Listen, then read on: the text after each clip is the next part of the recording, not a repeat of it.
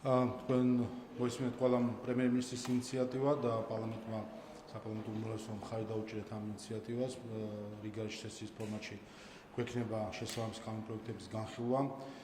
ერთ-ერთი უმთავრესი გამოწვევა, რაზეც იყო საუბარი, არის ნარკოდანაშაულები და მათ შორის საზოგადოებაში ნარკოტიკის მოხმარების გავრცელება.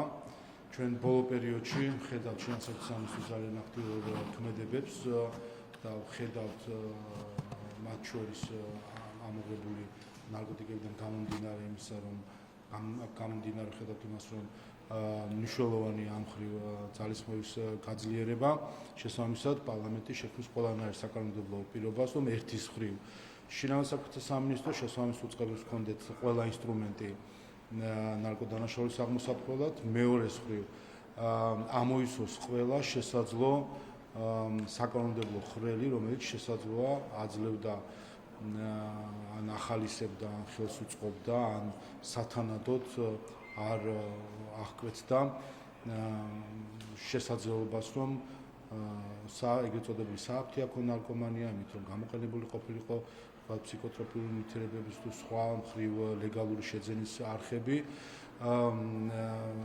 ასე რომ ეს ყველა შესაბამისი ხარვეზე იქნას ამოვსებული. ამიტომ ყველა ამ მიმართულებით კომპლექსური საკანონმდებლო ცვლილებები იქნება მიღებული, რომელმაც თვისებრივად უნდა გააუმჯობესოს ამ მხრივ დგომარეობა.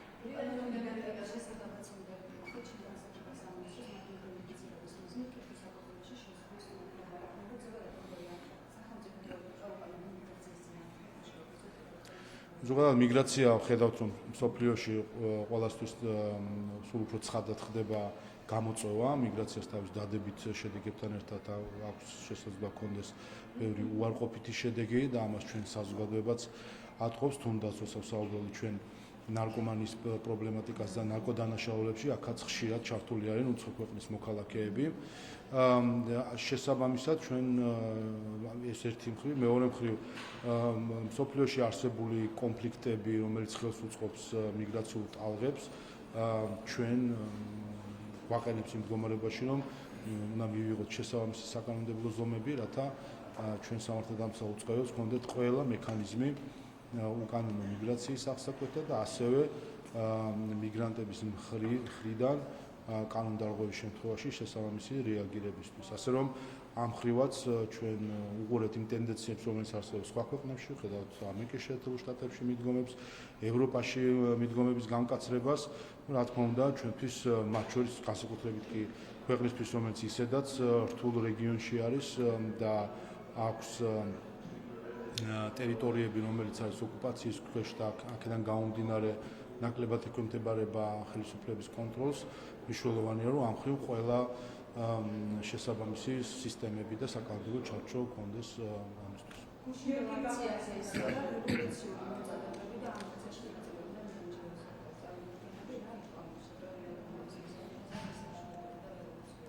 კი გუშინ წინ აქცია არათუ მონაწილეობდნენ, ის იყო დაორგანიზებული ევროკავშირის მიერ დაფინანსებული NGO-ების მხრიდან. ოფიციალურად იყო რამდენიმე NGO-ს ორგანიზებული, მათ შორის საერთაშორისო გამჭვირვალობის და საფარის მხრიდან ორგანიზებული.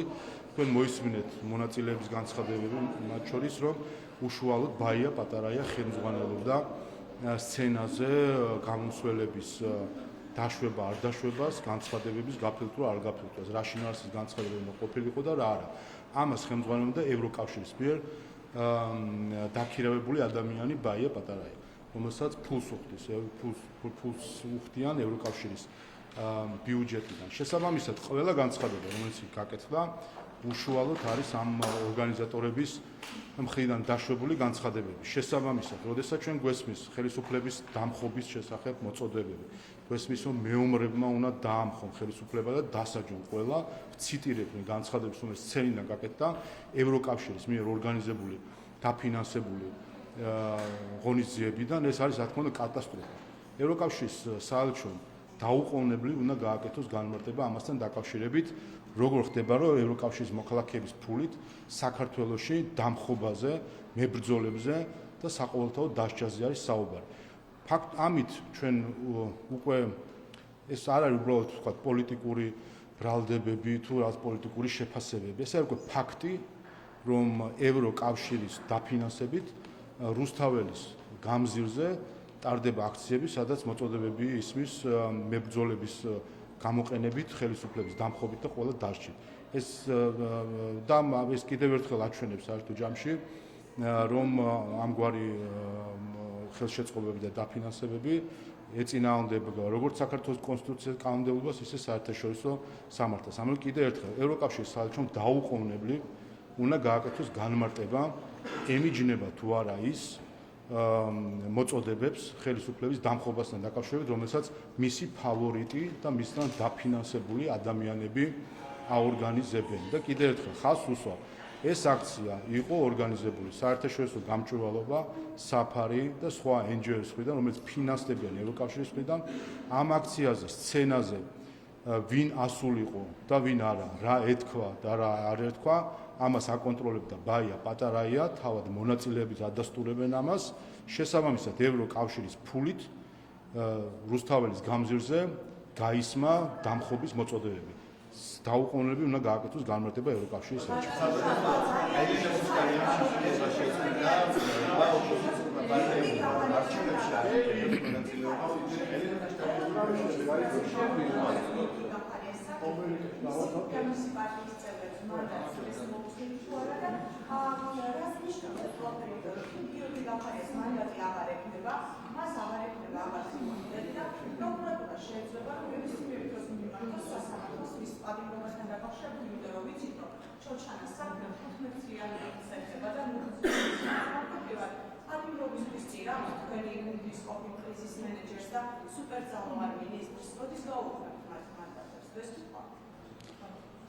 იმუნიტეტი რაიმე ღვთიური აბჯარი არ არის, მისი მოხსნაც შეუძლია პარლამენტს ჩვეულებრივ უმრავლესობითაც, რომ აქაც პრობლემა არ იქნებოდა და არც ყოფილა არასდროს, თუ კი პარლამენტის წევრი ჩადის დანაშაულს და პროკურატურას აქვს შესაბამისი მტკიცებულებები და შუამდგომლობა, სხვა დროსაც მოგვხსნია იმუნიტეტი, მათ შორის გიორგი გახარიას დაჟინებული მოთხოვნით მოუხსენით ნიკა მელიას იმუნიტეტი. ასე იმუნიტეტი არავის არ იცავს, დამნაშავეებს იმუნიტეტი არ იცავს. ეს ერთი.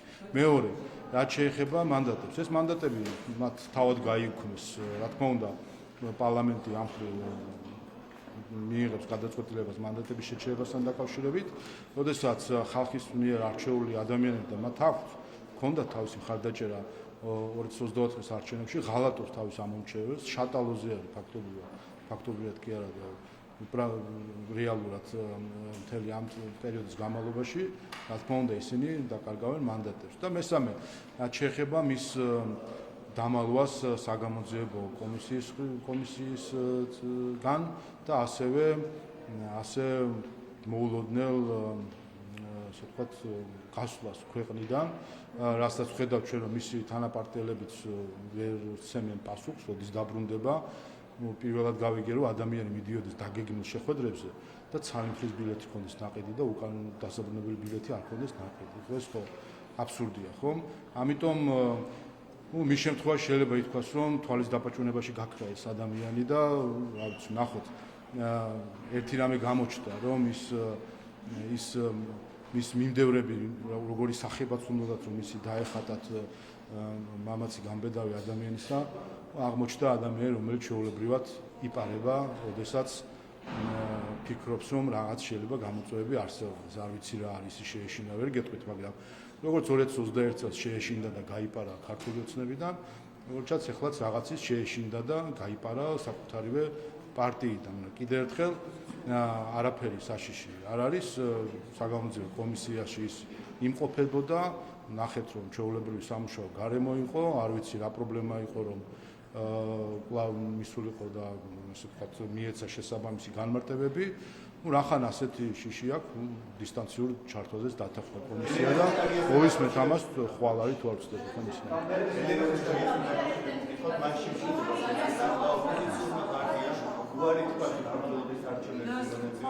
ხო, რა დღეს ან ხვალ იქნება დღის წესრიგში ჩავსვათ ახლა. ამ სესიაზე არჩევნებში მონაწილეობას ამსახვებთ, თუმცა არის ოპოზიციური პარტია, რომელიც მიიღებს არჩევნებში მონაწილეობას. რაც ნიშნავს ელემენტარიას ულტიმატუმი, მან თავიდან შეშულებები დაიწყო, რომ არჩევნებში არ მიიღებს მონაწილეობა, მაგრამ აი ამ საკითხთან დაკავშირებით მაინც ერთობა არ არის. მე არ მინდა რომ შემეშალოს რამდენი პარტია იღებდა მონაწილეობას ბოლო საპარლამენტო არჩევნებში. იქნებოდა ალბათ 30-მდე, არ ვიცი ხა ზუსტი არ მახსოვს და გუშინ თქვეს რომ 8 პარტია ვართო, ვინც არ მივიღებთ მონაწილეობას. კარგია კოალიცია კიდევ ერთხელ დაშალეს, ეხლა რომ გაებევრებინათ რაღაცნაირად. ხან ერთად ახსენებენ კოალიციებად, შემდეგ და როცა რაოდენობა სჭირდება, დაშლიან ხოლმე და ცალ-ცალკე პარტიად ასახელებენ. არ ვიცი 8 თუ არ მიიღებს, 20 მიიღებს. ასე რომ ეს საერთოდ არანაირი კავშირი ამას არ აქვს არჩევნებთან, მათი სურვილი და გადაწყვეტილება მიიღებენ თუ არა მონაწილეობას. ქართველი ხალხი ოქტომბერში გამოადგილებს თვითმმართველობის არჩევნებში და ექნება შესაბამისი არჩევანი და ამ არჩევანს გააკეთება. რაც შეეხება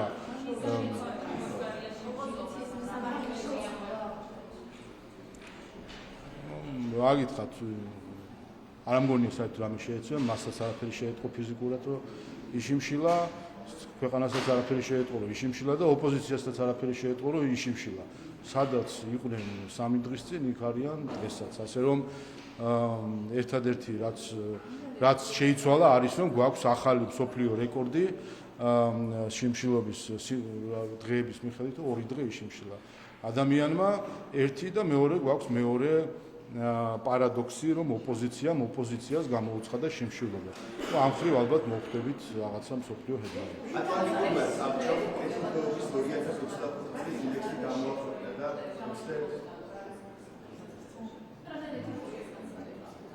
არაეთიკური არის შიმშილობის გამოცხადება და საკუთარი სიცოცხლის შანტაჟით, სხვების იძულება არის არაეთიკური. ამის ახსნას ვცდილობდი მე გერმანიის ელჩისთვის, რომ არაეთიკური არის, როდესაც ადამიანი აშანტაჟებს სხვას საკუთარი სიცოცხლით და არაეთიკური არის, როდესაც ამ შანტაჟს შემდეგ სოლიდარობას უცხადებ, მაგრამ როგორც ხედავ ვერ გავაგებინეთ გერმანიის ელჩს.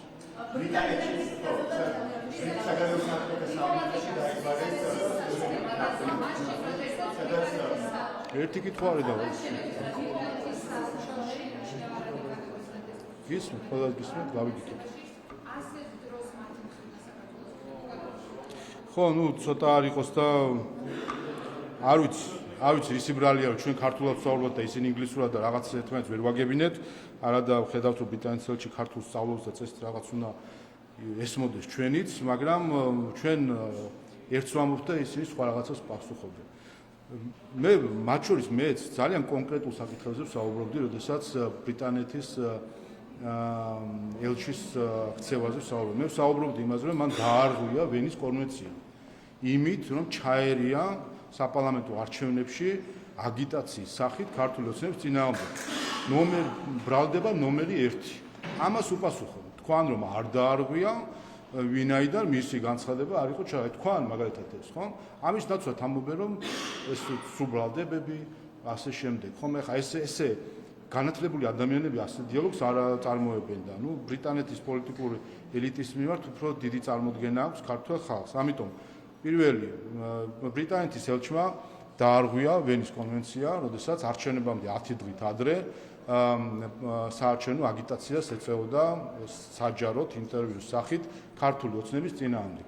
მაინტერესებს პასუხი, დაარღვია თუ არა მათი გაგებით ვენის კონვენცია, ერთი და თუ დაარღვია, რას აპირებენ ამ ხრივ რომ მოიმოქმედონ. მეორე, ბრიტანეთის საელჩო ცდილობდა დაეფინანსებინა ექსტრემისტული განწყობების მქონე ადამიანები. ამაზე გვაინტერესებს პასუხი, სხვა შორის რამდენადაც ვიცი, ამაზეც ჰქონდა ამ შეხვედრაზე საუბარი, რომ ეს არ არის ასე ვთქვათ, სრუბრალდება არის თითქოს ექსტრემიზმის დაფინანსებას აპირებენ. არ ვიცი ხა მე სხვა გამოსავალი არ მაქვს, უნდა განმარტება გავაკეთო ექსტრემიზმის და იმისთვის რომ არ დაუბრალდეს რაღაც ქართული გაგება გვაქვს ექსტრემიზმის, მოგიყვანთ ოქსფორდის ინგლისური ენის ლექსიკონიდან განმარტებას, რას ნიშნავს ექსტრემიზმი. ექსტრემიზმი ნიშნავს უკიდურესი პოლიტიკური ხედვების ქონას, უკიდურესი ზომების ხარდაჭერას. ეს არის ექსტრემიზმი ოქსფორდის ლექსიკონის განმარტებით და არა სულხან საბას ლექსიკონი. შეგვიძლია ესეც მოვიყვანოთ. ახლა ვნახოთ ციტატები. გუშინდელი განცხადებები თამარ ჩერგოლეიშვილის. სწორი გზა არის რეჟიმის იზოლაცია და არაღიარება. ამიტომ ჩვენ უერთდებით არჩევნების ბოიკოტს. არის თუ არა ეს უკიდურესი პოლიტიკური ხედვები, არის თუ არა ეს უკიდურესი ზომების ხარდაჭერა, ოდესაც ბოიკოტს და არაღიარებას იღებ პოლიტიკას. ანუ არის თუ არა ეს ექსტრემიზმი? დიახ, არის. მეორე, გია ჯაფარიძე, გუშინდელი განცხადება. ჩვენი ამოცანაა, რომ დავტოვოთ ისინი, იგულისხმება ხელისუფლება ალბათ, არალეგიტიმურობაში. არის თუ არა ეს უკიდურესი პოლიტიკური ხედვის ქონა და არის თუ არა ეს უკიდურესი ზომების ხარდაჭერა. რა თქმა უნდა, არის ეს. შესაბამისად, ესეც არის ექსტრემიზმი. ერთის და მეორეს ჩერგოლეიშვილის და ჯაფარიძის დაფინანსებას აპირებდა ბრიტანეთის საელჩო. შესაბამისად, დაასკვნა, რომ ბრიტანეთის საელჩო აპირებდა ექსტრემისტული შეხედულებების მქონე ადამიანების დაფინანსებას. წერტილი. გაგვცენ ამაზე პასუხი. არის თუ არა ჩვენი ლოგიკა სწორი, არის თუ არა ოქსფორდის ინგლისური ენის ლექსიკონი სწორი განმარტებებში, თუ შეცდა ლექსიკონი ჩვენ შევცვით და მაშინ არგუმენტი გვითხრა. ასე ხელის აქნევით საუბარი მუქარით მათ შორის რომ რაღაც სხვა ზომები იქნება. ნუ ახლა ვიტყოდი რომ ეს ევროპულ ღირებულებებს არ შეესაბამება, მაგრამ ევროპული ღირებულებები რომ უკვე აღარ არის საერთო საზომის სტანდარტი სამწუხარო თუ ზოგიერთისთვის ესეც სამწუხარო მოვლენა არის. ამიტომ ჩვენ გვაქვს ორი ფაქტი. პირველი, ბრიტანეთის ელჩმა დაარღვია ვენის კონვენცია და ერეოდა ჩაერია არჩევნებში აგიტაციის სახით. მეორე, ბრიტანეთის საელჩო დაარღვია სტრატეგიული პარტნიორობის შეთანხმება, მათ შორის მისი პრეამბულის ნაწილიც კი დაარღვია, სადაც სუვერენიტეტის პატივისცემა არის დადასტურებული და აღიარებული და როდესაც ერევი არჩევნებში ეს არის სუვერენიტეტის შებრალვა და მესამე, ბრიტანეთის საელჩო ცდილობდა დაეფინანსებინა ადამიანები, რომლებიც არიან ექსტრემიზმის, რა გითხრათ, ფლაგმანები არიან ქართულ პოლიტიკაში, ხო? თუ კი ვფიქრობ ჩვენ ექსტრემიზმზე, პირველი ვინც გვახსენდება ზუსტად ეს პერსონაჟები, რომელზეც მე გესაუბრეთ და აი ამაზე გვეუბნებოდა ბრიტანეთის საელჩო, გითხარით, თამარ ჩერგოლიშვილის განცხადება, ხო? მასზე გვეუბნებოდა, რომ მისი ტაბულა ობიექტურ გაშუქებას ობიექტურად გააშუქებს არჩევნებს. გია ჯაფარიძის ციტატა მოგიყვანეთ ექსტრემისტული, ამაზე გვეუბნებოდა ბრიტანეთის საელჩო, რომ მისი NGO ობიექტურად დააკვირდება არჩევნებს. კიდევ ერთხელ, აი ხო ძალიან კონკრეტულ რაღაცებზე საუბრობთ, ფაქტებს უპასუხო ფაქტებით და არა ბუნდოვანი შეფასებებით, რომელიც აბსოლუტურად მოწყვეტილი არის რეალობას. და ყველას მოუწოდებ, რომ უნდა შეწყდეს ბოლოს და ბოლოს ანტიქართული რიტორიკა.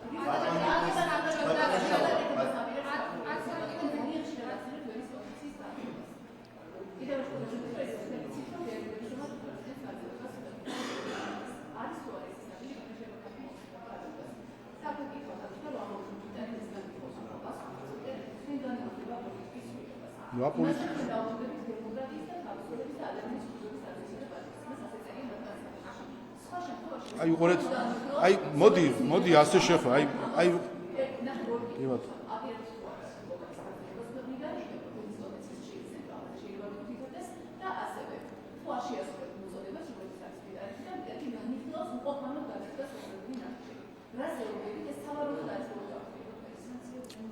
პირველი რაც შეეხება დიპლომატების ქცევას, ჩემი ამოცანა მათ შორის პარლამენტის არის ამისი ჩვენება და ამაზე საუბარი და განმარტებების მიცემა.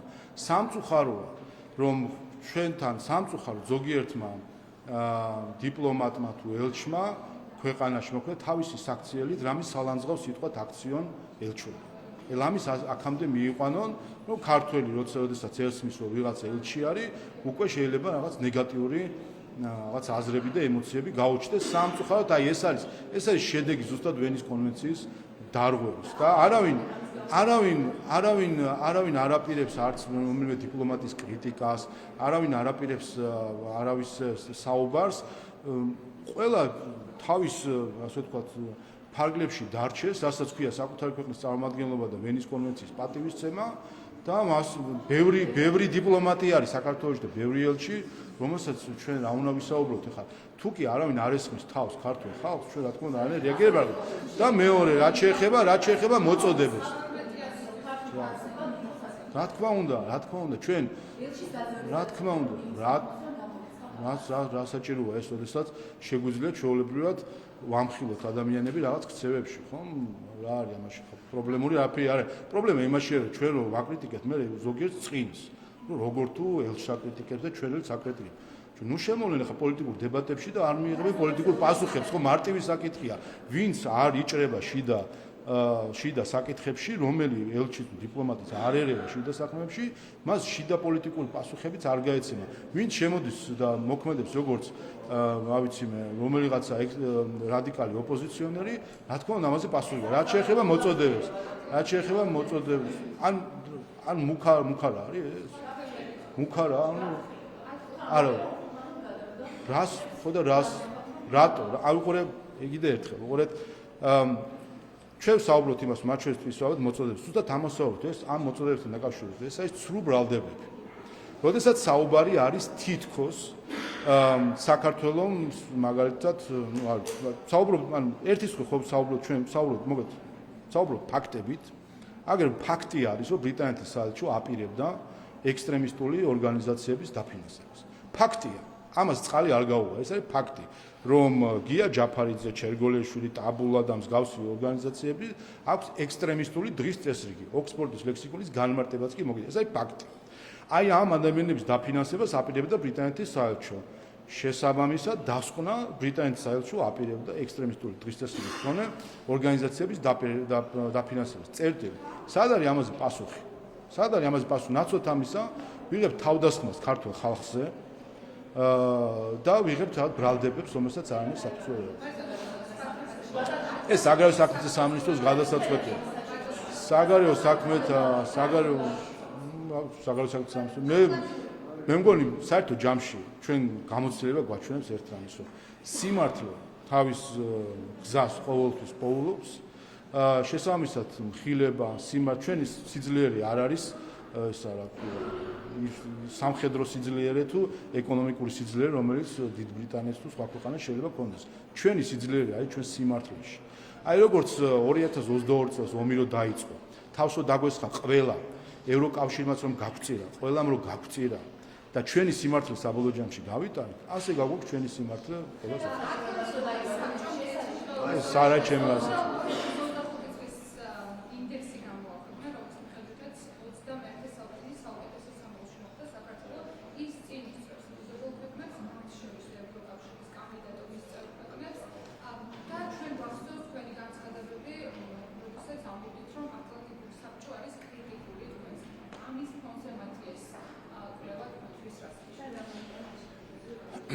ეს არის ზუსტად რომ სიმართლეს საბოლოო ჯამში ყველას იძულებული იქნება რომ სიმართლეს გაუსწოროს თვალი. ჩვენ ხედავთ რომ დღეს დონორების ზოგიერთი დონორის და მათი ენჯოების ამოცანა არის რომ რიყეზე ისე გავიდეთ რომ ქვა ვერ დავინახონ და გითხრან რომ აქ ქვიშაყრია და ქვები არ არის და რეალობა სხვა რამე არის და რეალობა როდესაც შემოდის ობიექტური საზომები, კრიტერიუმები და არა აღქმები, რომლის დანერგვაც უნდა ზოგიერთ ელჩს საქართველოში. როდესაც შემოდის ობიექტური კრიტერიუმები და საზომები, სიმართლე ჩანს ყველაზე კარგად. გახსოვთ თქვენ თავდასხმები ბრიუსელის მხრიდან დღემდე მიმდინარეობს საქართველოს წინააღმდეგ, გახსოვთ კანდიდატის სტატუსი არ მოგვცეს და მისცეს მოლდოვას, უკრაინას, სამთოში თვითონ ევროკომისიამ გამოაქვეყნა ანგარიში და თვითონვე იმ ანგარიში ეწერა რომ საქართველოს იყო იმ კვლევიდან გამომდინარე საქართველოს იყო ლიდერი მოლდოვასა და უკრაინასთან შედარებით. ასე რომ ეს ჩვენ ერთის მხრივ რა თქმა უნდა მნიშვნელოვანია რომ ასეთი კვლევები აძლიერებს ჩვენ სიმართლეს, მაგრამ მეორე მხრივ ჩვენ გვაჩვენებს მეორე სიმართლეს, რომ არსებობს პოლიტიკური ინტერესი საქართველოს დესტაბილიზაციისა და ხალხი ვინც ასეთ ბრალდებებს აყენებს, ცრუ ბრალდებებს, მათი ინტერესი არის მხოლოდ დესტაბილიზაცია.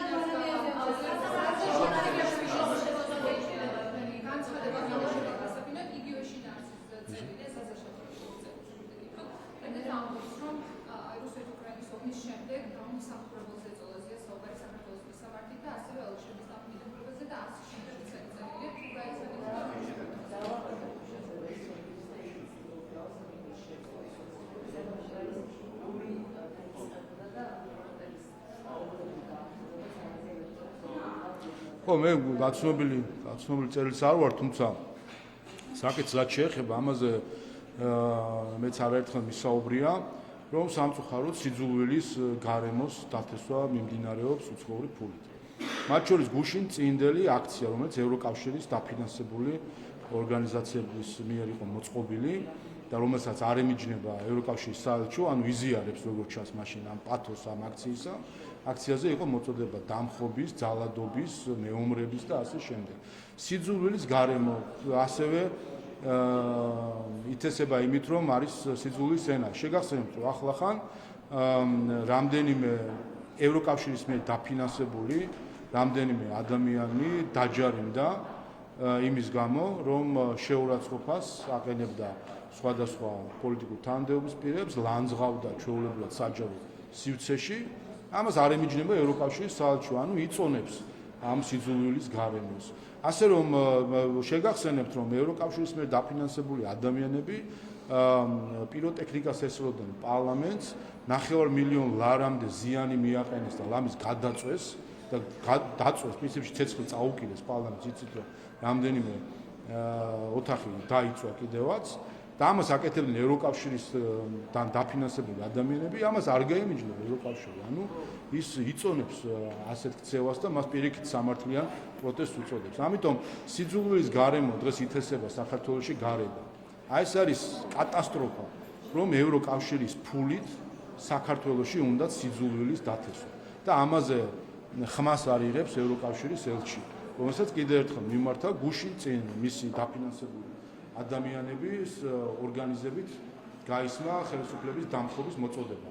ემიჯნება თუ არა ის ამ განცხადებას, აპირებს თუ არა შეუწყვიტოს დაფინანსება ბაია პატარაიას თუ რიგა გიგაურის ორგანიზაციებს, რომლებიც ხელისუფლების დამხობის გეგმებს სახავენ რუსთაველის გამზირზე საჯარო განცხადებით.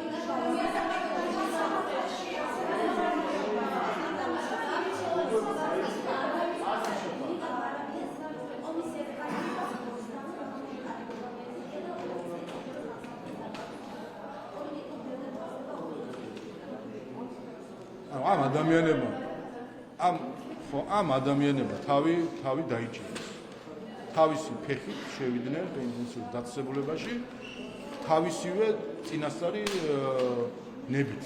მათ თქვეს, რომ იციან, რომ კანონი იციან, რომ გამოძახებული არიან კომისიაში, დაბარებული არიან კომისიაში, იციან, რომ დაბარებაზე უარის თქმა თუ არ გამოცხადება, არის სისხლის სამართლის დანაშაული, იციან, რომ ამისთვის სასჯელი არის 1 წლამდე თავისუფლების აღკვეთა, მაგრამ იმდენად არ უნდათ, ასე ვთქვათ, აღიარება დემოკრატიული ინსტიტუტებისა, რომ მზად არიან წავიდნენ თავისუფლების აღკვეთაზეც გადადგეს ნაბიჯი და შესაბამისი ლოგიკური შედეგი დადგა თავისი გადაწყვეტილებით.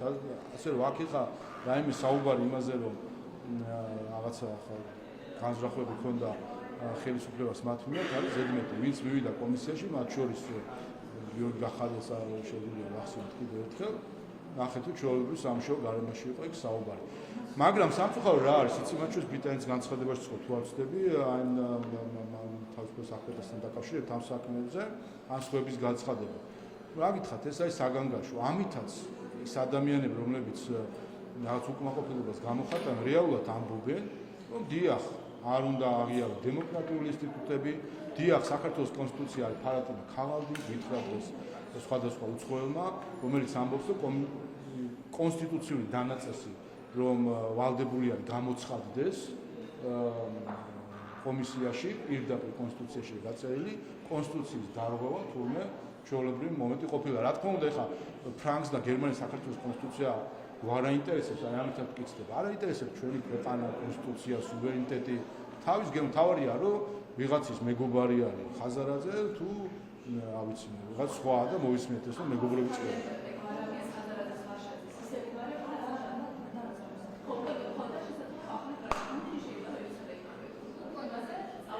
რა გქონდათ?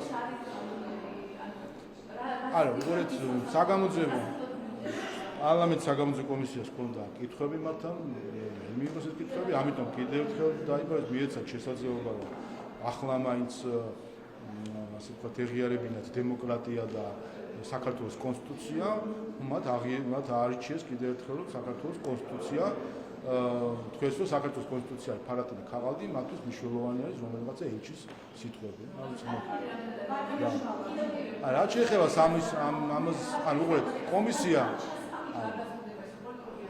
არა რატო უყურეთ გამოიძახა არ მოვიდა გადააგზავნა კომისია პროკურატურაში რა რეაგირება იქნება პროკურატურას ეს მათი გაიცნობს.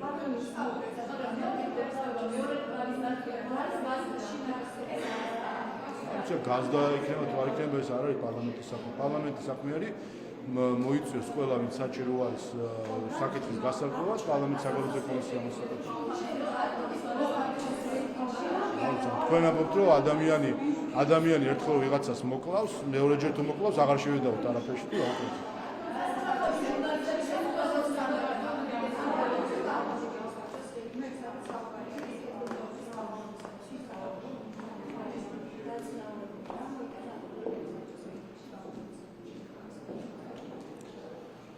იმან საერთო ჯამში საქართველოში ყველა პროცესი გამჭვირვალედ და ღიად ჩანს, რაც მიდის და რაც კარგია სხვათა შორის, მათ შორის საკანონმდებლო საქმიანობა იქნება თუ სხვა, ყველა ის გადაწყვეტილება, რომელსაც ჩვენ მივიღებთ, არის გამჭვირვალე. ყველა ამ გადაწყვეტილებას საჯაროდ განმარტავთ და საქართველოს მოსახლეობა ამ გადაწყვეტილებებს უჭერს ხარს. პირველი რომ ხარი დაუჭერა 26 ოქტომბერს ყველა გადაწყვეტილებას და მას შემდეგაც ხედავთ რეაქციები საზოგადოება ხარს უჭერს ხელისუფლების გადაწყვეტილებებს და ეს არის საბოლოო ჯამში ის რასაც ქვია სიმართლის დადასტურება. კიდევ ერთხელ, როდესაც საკითხი არის არა ვიღაცის გემოვნებით შეფასებული და აღქმებით და ემოციებით, არამედ შეფასებული არის ობიექტური კრიტერიუმებით, ეს ობიექტური კრიტერიუმები ძალიან ამართულად აჩვენებს სად არის სიმართლე.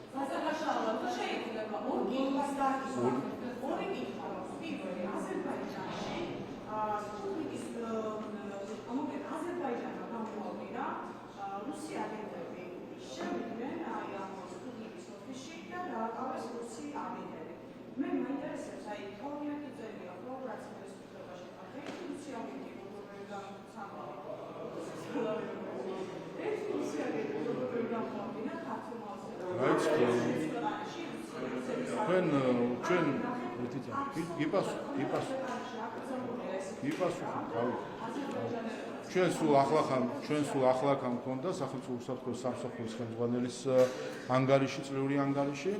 მათ შორის შარშანაც ჰქონდა და დღეს რადიკალური ოპოზიცია ვინც არის, ზოგიერთი იმყოფებოდა შემდეგ დახურულ ნაწილზე ამ ანგარიშში. და ამ ანგარიშის დახურულ ნაწილზე ამაზე არის ხომ საუბარი.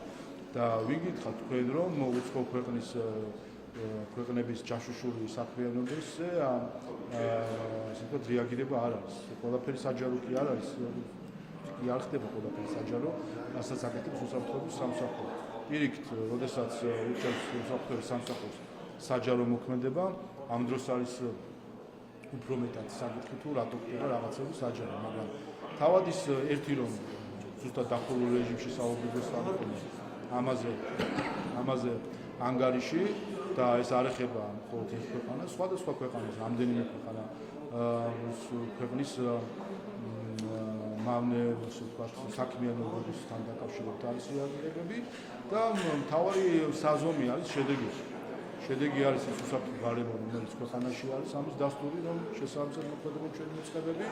შედეგი არის ის, რომ მიუხედავად მრავალი ცდილობისა, დესტაბილიზაციის, რევოლუციების თუ რა ვიცი, გადატრიალების თუ ასე შემდეგ, ყველაფერმა ქუჩა ჩაიარა, სწორედ იმიტომ, რომ არის თქვენ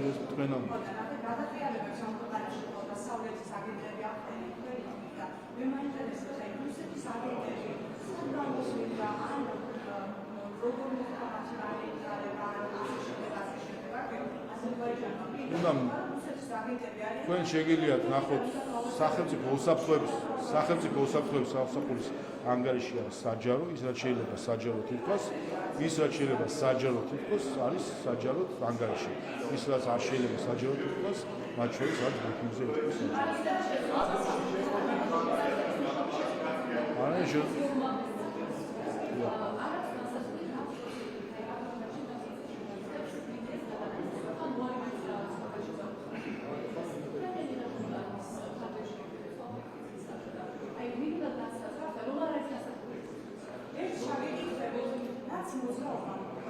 That's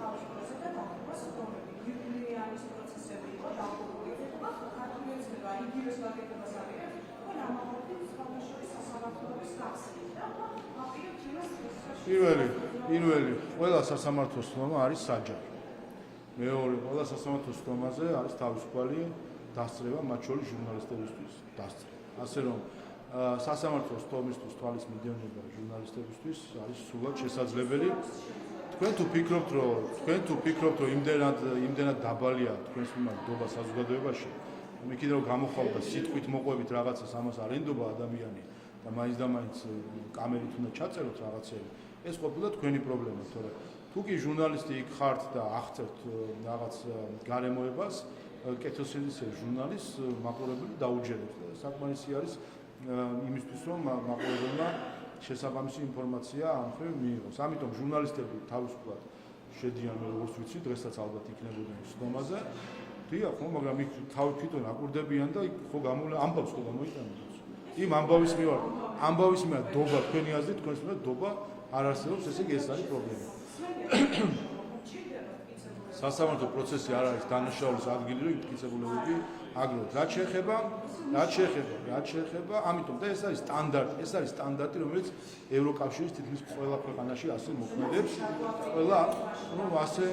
ასე მოქმედებს ყველა ქვეყანაში. ასე რომ თქვენ თუ პრობლემა გაქვთ ევროპულ სტანდარტთან, ეს ერთი, მეორე რაც შეეხება დაშვებას კამერებისა, როგორც კანონშწერია, იუსტიციის საბჭო იღებს ამას გადაწყვეტილებას, უნდა მიმართოთ იუსტიციის საბჭო, ის ან დაუშვებს ან არა.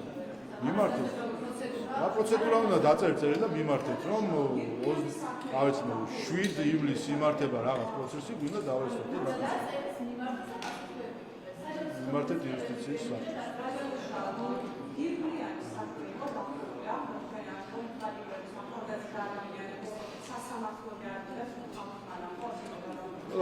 კიდევ ერთხელ სხდომები არის საჯარო, მათ შორის ნებისმიერ დაინტერესებულ ადამიანსაც შეუძლია დაესწროს, მედიასაც შეუძლია დაესწროს, ყველაფერი არის საჯარო სხდომები, რაც შეეხება გადაღების აკრძალვას, ეს ჩვენ